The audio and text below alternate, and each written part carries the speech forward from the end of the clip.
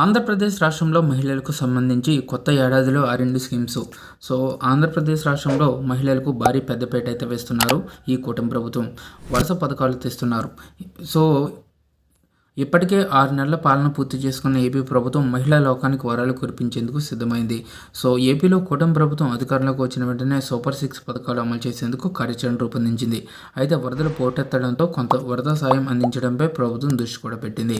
ఇప్పటికే ప్రతి ఇంటికి ఏడాదికి 3 సిలిండర్లు ఉచితంగా ఇచ్చే పథకాన్ని ప్రారంభించగా ప్రతి రైతుకు ఏటా 20,000 ఆర్థిక సాయం అందించేందుకు ప్రభుత్వం సిద్ధం కాబోతుంది. అయితే ఫ్రీ బస్ అమలు, ప్రతి మహిళకు నెలకు 1,500 రూపాయల పథకాలు అమలుపై ప్రభుత్వం నుండి ఎటువంటి నిర్ణయం రాకపోవడంతో కొంత ప్రజల్లో ఈ పథకాలపై అనుమానాలు వ్యక్తమయ్యాయి. వైసీపీ సైతం ఈ పథకాలే లక్ష్యంగా కూటమి ప్రభుత్వాన్ని ఇరుకాటంలో పెట్టేందుకు విమర్శలు చేస్తుంది. కాగా నిరుద్యోగులకు డిఎస్సి నోటిఫికేషన్ అతి త్వరలో విడుదల కానుంది.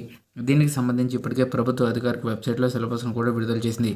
ఇదిలా ఉంటే రాష్ట్ర వ్యాప్తంగా అధ్వానంగా ఉన్న రహదారుల అభివృద్ధిపై కూడా ప్రభుత్వం దృష్టి సారించడంతో వాహనదారులు హర్షం వ్యక్తం చేస్తున్నారు. మహిళల ఫ్రీ బస్ స్కీమ్పై ప్రభుత్వం తర్జన చేసి సంబంధిత అధికారులతో సమావేశాలు కూడా నిర్వహించింది. ప్రభుత్వం ఏర్పడిన వెంటనే వరదలు రాగా కొంత ఈ పథకాలకు అడ్డుపడిందని చెప్పవచ్చు. అందుకే కాబోలు కొత్త ఏడాదిలో మహిళలకు గుడ్ న్యూస్ చెప్పబోతుంది.